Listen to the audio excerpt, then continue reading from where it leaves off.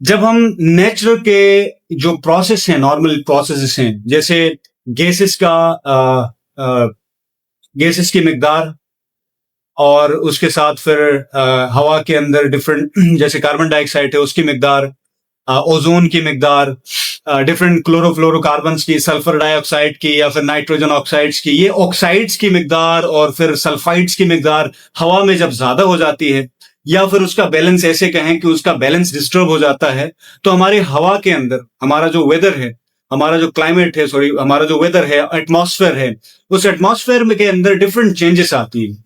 हर gas का एक specific एक उसका वेट होता है और एक वॉल्यूम होता है। जब वो जो वॉल्यूम और उसका वेट अपना गेन कर लेती है, हर गैस अपना एक स्पेसिफिक लेयर बना लेती है। तो सबसे इंपॉर्टेंट क्लाइमेट चेंज के अंदर कार्बन डाइऑक्साइड जब एक स्पेसिफिक हाइट और एलिवेशन अचीव कर लेती है तो वो क्या करती है, एक लेयर बनाती है, और उस लेयर का की सबसे ज्यादा खुसूसियत ये होती है कि वो हीट को एब्जॉर्ब कर लेती है। तो ये जो फिनोमिनन है इसको ग्लोबल वार्मिंग कहा जाता है।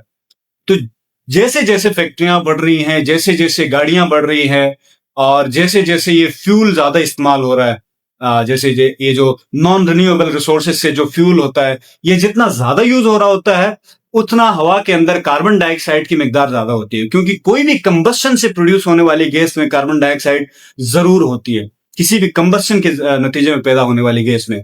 तो ये टेक्निकल टर्म्स है।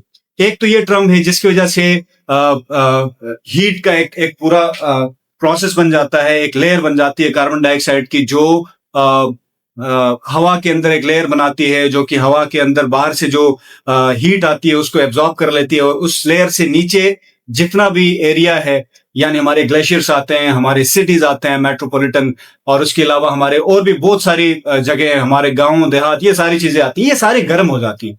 हीट टेम्परेचर राइज इसलिए होता है। और जैसे ही पिछले कई सालों से आप लोगों ने नोट किया होगा कि सर्दियों का टाइम कम होता जा रहा है और गर्मियों का टाइम बढ़ता जा रहा है। This is climate change. Weather आपके आज का दिन है, आज बारिश हो रही है, धूप निकली है, बादल हैं, जो भी है वो वेदर है। क्लाइमेट चेंज ये है। पिछले कई सालों से हमने नोट किया है कि ये जो हवा में नमी और हब्स, और उसके साथ फिर ह्यूमिडिटी और ये जो हीट है, ये बढ़ रही है और सर्दियां काफी कम होती गई हैं। तो ये जो टाइम है, ये जो चेंजेस हैं, ड्रास्टिक चेंजेस जो आती हैं एटमॉस्फेयर में, ये क्लाइमेट चेंज कहलाती है।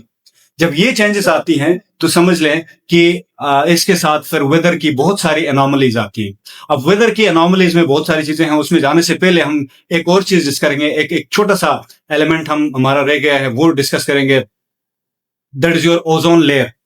ओजोन लेयर आपके जमीन से पैदा होने वाली डिफरेंट किस्म की जो गैसेस हैं, जैसे क्लोरोफ्लोरोकार्बन जो कि नॉर्मली यूज होती है, उसके अलावा भी बहुत सारी गैसेस हैं। क्लोरोफ्लोरोकार्बन्स जब हवा में जाती हैं स्ट्रेटोस्फेयर में, जहां पे ओजोन मौजूद है, ओजोन का फार्मूला होता है O3। If you guys are from chemistry, मैं इसको थोड़ा सा इजी कर लेता हूँ। क्लोरोफ्लोरोकार्बन जब ओजोन के पास जाती हैं तो वहां पे रिएक्शन करके ऑक्सीजन O3 को O2 में कन्वर्ट कर देते हैं। O2 मतलब ऑक्सीजन, ओजोन मीन्स O3। तो ये जो कन्वर्जन का प्रोसेस है, ये कैटालिटिक प्रोसेस, ये क्या करता है, जो ओजोन की लेयर है उसको कम करता जाता है। अब देखें, दो चीजें हो रही, इन दोनों को मिला के आप लोग समझें।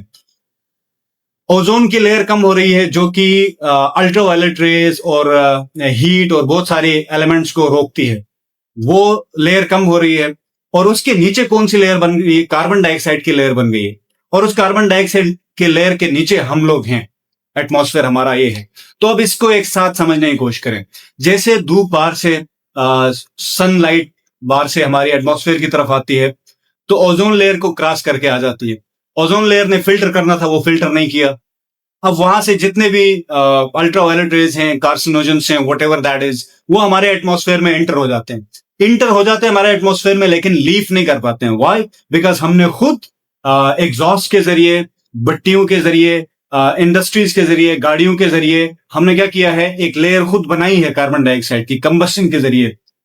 और अब उस लेयर से बाहर कोई भी चीज नहीं जा सकती है, उस लेयर के अंदर हम जिंदा हैं। और एक और काम, तीसरा एलिमेंट जो हम कर रहे हैं, हम क्लाइमेट के लिए, हम अपनी जमीन की खराबी के लिए, क्लाइमेट चेंज में हम जो ऐड कर रहे हैं, वो डिफॉरेस्टेशन कर रहे हैं। एक और बहुत ही अच्छा नेचुरल एलिमेंट जो हमारे पास मौजूद है, दैट आर ट्रीज। ट्रीज क्या करती हैं? हमारे इन्वायरमेंट के अंदर कार्बन डाइऑक्साइड को ऑक्सीजन में कन्वर्ट करती है। तो हमने सबसे अच्छा काम हमारा जो है वो क्या किया है, कार्बन डाइऑक्साइड बढ़ाया है। फिर फ्लोरोकार्बन्स हमारे केमिकल रिएक्शंस के जरिए और डिफरेंट हाउस होल्ड एप्लियंस यानी आपके फ्रीजर से भी वही निकलते हैं, वो क्या करते हैं, ओजोन लेयर को खत्म कर रहे हैं, जो कि हमारे उसको फिल्टर करना था। फिर कार्बन डाइऑक्साइड की लेयर बनाया, फिर कार्बन डाइऑक्साइड को कहीं दरख्त और ट्रीज हमारे कार्बन डाइऑक्साइड को खत्म ना कर दें, इसको कन्वर्ट ना कर दें, वो इंश्योर करने के लिए हम क्या कर रहे हैं, हम डिफोरेस्टेशन कर रहे हैं, हम दरख्तों को काट रहे हैं, जिसकी वजह से ये सारे इश्यूज मिलके हमारी जमीन का जो टेम्परेचर है वो बढ़ा रहे हैं।